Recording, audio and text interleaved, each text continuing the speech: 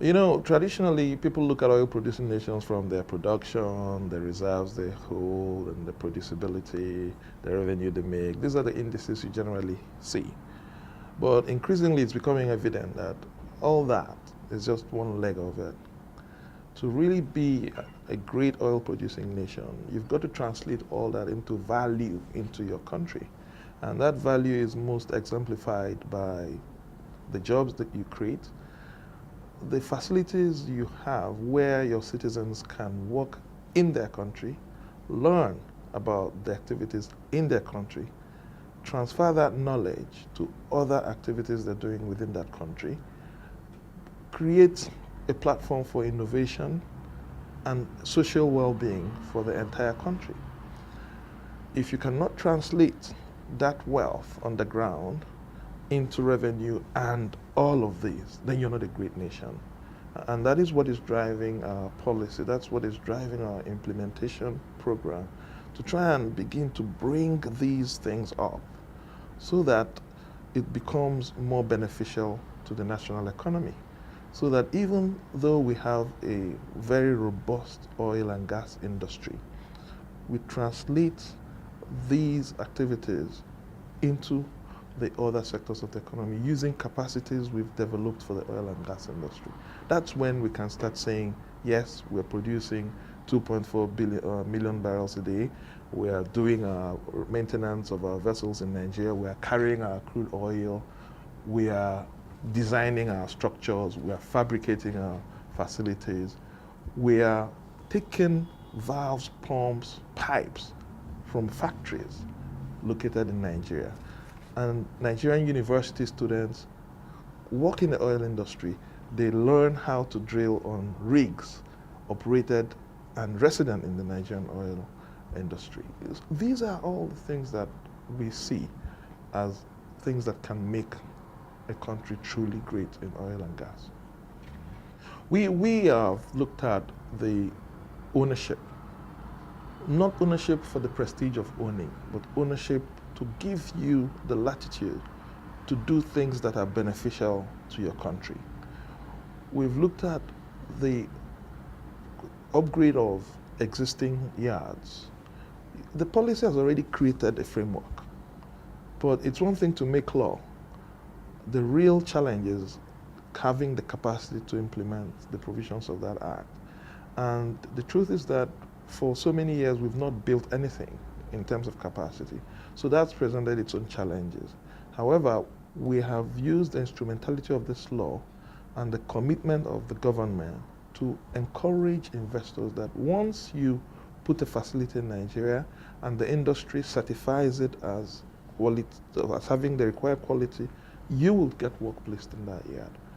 That is driving a lot of investment inflow, and with that comes training.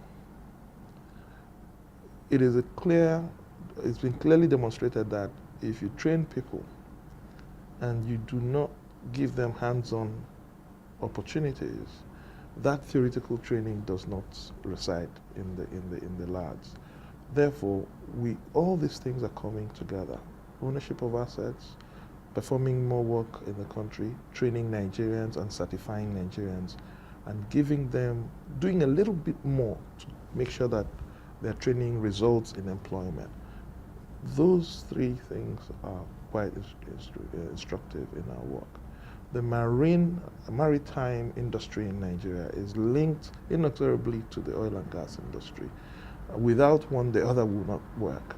And we are working in that collaboration to make sure that futuristically the Nigerians begin to play in the maritime industry. It's a spinner of jobs.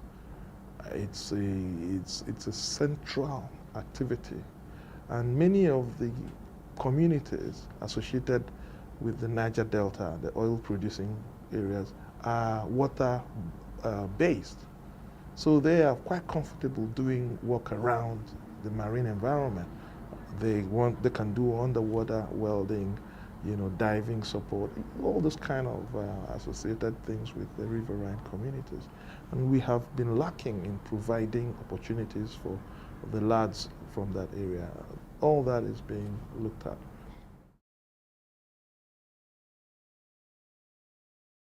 The context I talk about collaboration is very, very central to our strategy. Usually regulators tend to go after operators. You did this, you didn't do this, you must do this, you must do that. For what we're trying to do, we're trying to build from the ground. And you need everybody pulling in the same direction. Uniquely, the Nigerian industry has the international oil companies holding on to 95% of the assets, of the resources, of the technology, of the knowledge. Now, if you decide to go into a confrontation, you might get people to say, okay, you want us to do this? We do that and stop. What we believe is that we need to get everybody mobilized so that the regulator, the operator, the contractors, the service providers understand what government is trying to do and understand the consequences of not doing it, both for their own or in their own enlightened self-interest and the interest of the nation. Then we build together. It might sound naive, but in reality, what we have done by getting the operators to be part of this thing is creating a situation where sometimes the operator is even moving ahead of us. So we now leave the areas where they are having difficulties. Those are the areas we have conflict in. How do you handle expatriate utilization? How do you relinquish some of the assets that you've been holding for years and not using? Those are areas that we can then focus on as areas where we need to pay more attention to. But those other areas of building capacity, training, employment, we've managed to sell the concept to everybody, and we believe that we're working together in those areas. So that is very important for the success of the model.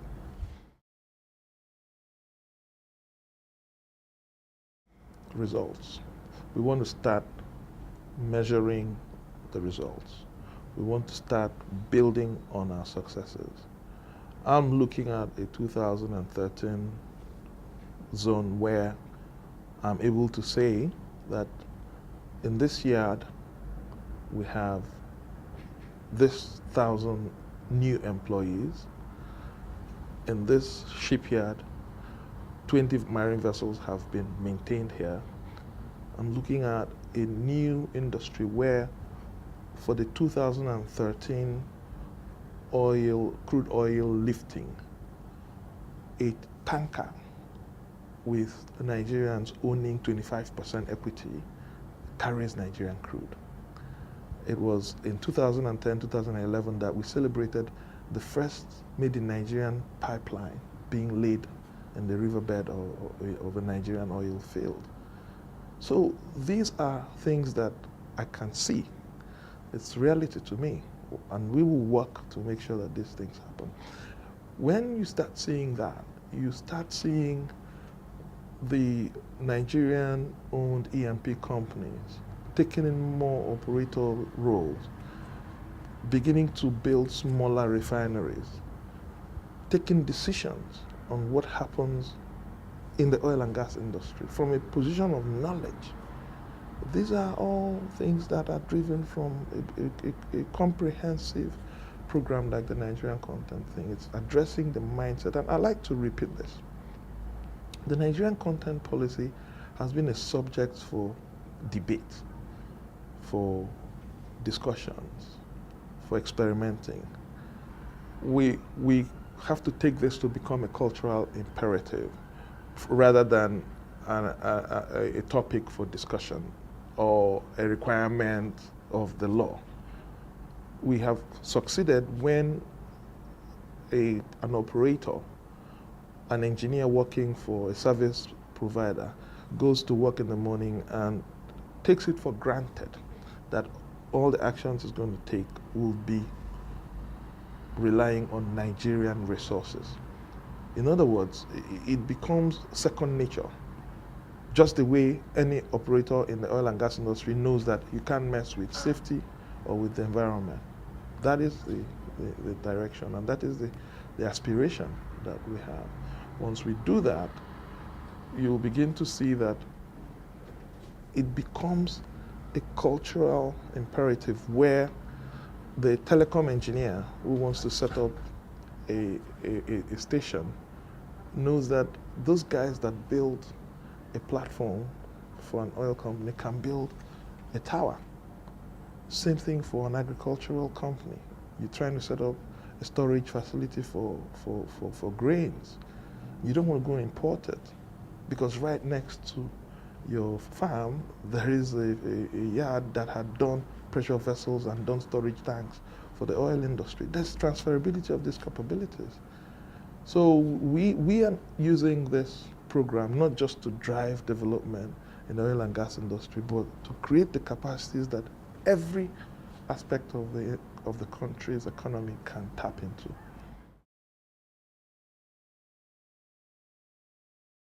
The Nigerian model has been trailblazing in the sense that most times when you take examples from peers, it's more encouraging for you. I personally, when I come into Europe and the Americas and I see things here, sometimes I say, well, these guys are way ahead. They've been doing it for long.